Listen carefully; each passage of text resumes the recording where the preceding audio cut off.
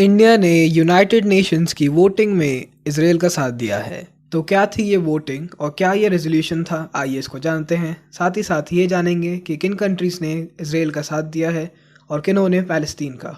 United Nations में voting का resolution propose किया था जॉर्डन ने और ये रेजोल्यूशन 2/3 मेजॉरिटी के साथ अडॉप्ट भी कर लिया गया है। ये रेजोल्यूशन था to condemn the actions of Israel and to ask Israel to stop its attacks on Gaza. ये resolution था for the protection of civilians and upholding the legal and humanitarian obligations in Palestine. तो इसमें यही बोला गया था कि जो गाजा में इतनी बुरी हालत हो रखी है इस टाइम, जिसमें बहुत से लोग मारे जा रहे हैं, साथ ही साथ बिल्डिंग्स, रोड, सबका बहुत डिस्ट्रक्शन हो रहा है, तो उसी को रोकने के लिए ये रेजोल्यूशन किया गया था। इसमें फॉर को वोट करा था 120 कंट्रीज ने, अगेंस्ट में वोट करा 14 कंट्रीज ने और एब्सटेन किया है 45 कंट्रीज ने। एब्सटेन यानी जिन्होंने ना सपोर्ट करा ना ही उसके अगेंस्ट बोला है।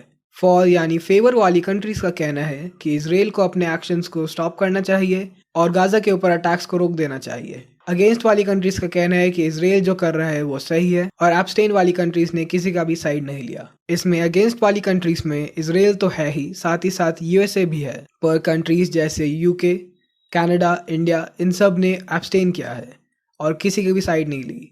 और फेवर वाली कंट्रीज में सारी मिडल ईस्टर्न कंट्रीज आ चुकी हैं। इंडिया की जो डेप्यूटी परमानेंट रिप्रेजेंटेटिव है योजना पटेल, उन्होंने बोला है कि जो 7 अक्टूबर को टेररिस्ट अटैक हुआ था वो उसको कंडेम करते हैं। साथ ही साथ हमास को इमीडिएट रिलीज ऑफ होस्टेजेस के लिए भी कहते हैं। ऑल्सो उन्होंने कंडेम भी करा है of the casualties in Gaza और बोला है कि ये जो ह्यूमैनिटेरियन क्राइसिस है इसको एड्रेस करना चाहिए।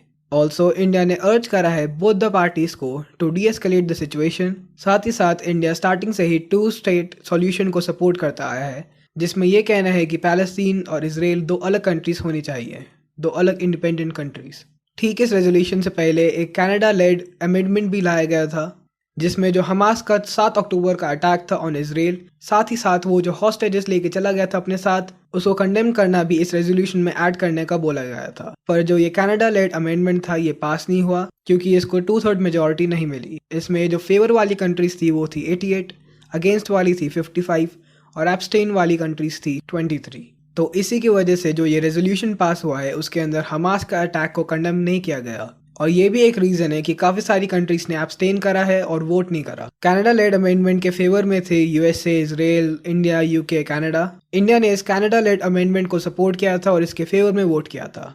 इस वीडियो में इतना ही, मिलता हूँ मैं अगली वीडियो में। Thank you and subscribe the channel.